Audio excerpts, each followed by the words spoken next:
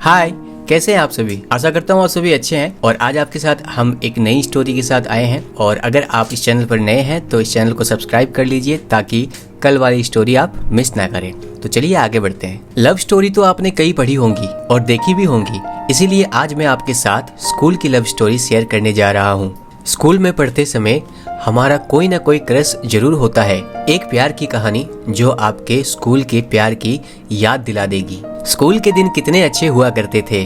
दोस्तों के साथ मस्ती, एक दूसरे का छुट्टी के समय इंतजार करना और घर जाते समय मस्ती करते घर जाना। सच्ची में उन दिनों की बहुत याद आती है। मेरा एक दोस्त था लोकेश। लोकेश पढ़ाई में बहुत होशियार था। वो एक गरीब घर से था, देखने में भी बहुत सुंदर था।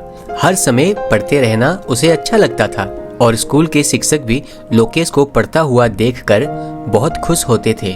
वह हमारे स्कूल का टॉपर बच्चा था। लोकेश अपने माता पिता की एक ही संतान थी और वह लोकेश से बहुत प्यार करते थे। लोकेश हमारे स्कूल का सबसे सुंदर लड़का था। कक्षा की सब लड़कियां उसकी दीवानी थी। लोकेश की नसीली आंखें हर किसी को अपनी ओर आकर्षित करती थी। लोकेश बहुत ही अच्छा लड़का था, हर कोई उसकी तारीफ करता था। ये बात उस समय की है जब हम सब 10वीं कक्षा में पढ़ते थे। गर्मी की छुट्टियों के बाद जब स्कूल खुले तो हम सब ने स्कूल जाना शुरू किया था और पहले ही दिन लोकेश की टक्कर स्कूल में आई एक सुंदर सी लड़की के साथ हो जाती है। वह लड़की लोकेश को बहुत भला बुरा कहती है, लेकिन लोकेश उसको ही देखता रहा और मुस्कुराता रहा जैसे कि उसमें खो गया हो। जब हम अपनी कक्षा में गए तो आगे वो लड़की हमारी ही कक्षा में बैठी थी।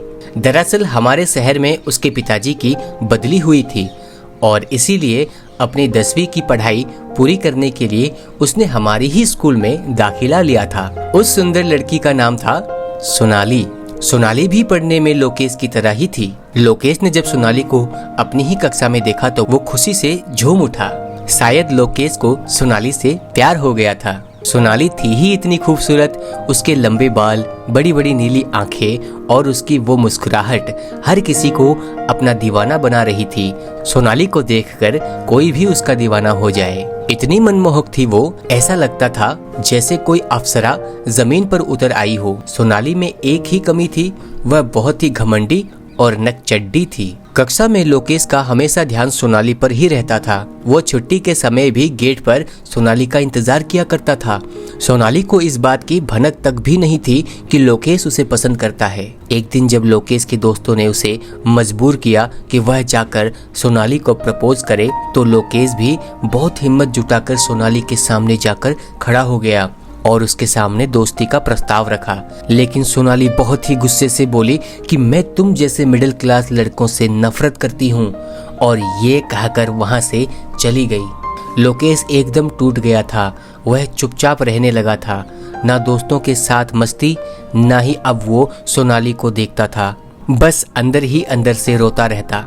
एक दिन जब शाम को लोकेश अपने पास की दुकान पर घर का कुछ सामान लेने गया था तो वहाँ एक औरत भी थी जो काफी थकी हुई दिख रही थी। और जैसे ही वो घर को जाने लगी तो अचानक उसको चक्कर आ गया और वह जमीन पर गिर गई। लोकेश ने जल्दी से एम्बुलेंस को फोन किया और उन्हें अस्पताल ले गया।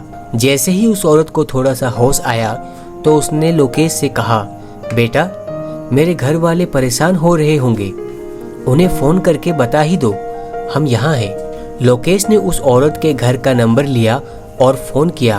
फोन एक लड़की ने उठाया जो और कोई नहीं बल्कि सोनाली थी और वो औरत सोनाली की माँ थी। सोनाली अपने पिताजी के साथ हॉस्पिटल पहुँच गई थी। जैसे ही वो अपनी माँ के पास जाती है तो पास में खड़े लोकेश को देखकर हैरान हो जाती है और सोनाली की माँ सोनाली को कहती है कि अगर आज ये लड़का नहीं होता तो शायद मैं आप सबके साथ नहीं होती। माँ की ये बात सुनकर सोनाली रो पड़ी।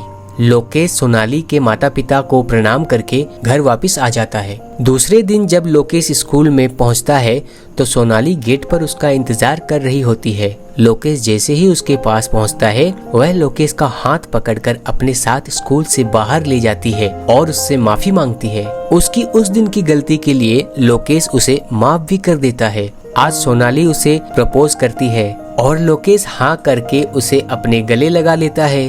लोकेश ने भी बहुत अच्छा फ़ायदा उठाया, सीधा गले लगा लिया और दोनों एक दूसरे का हाथ पकड़कर स्कूल में जाते हैं। तो दोस्तों इसी प्रकार ये कहानी ही ख़त्म होती है।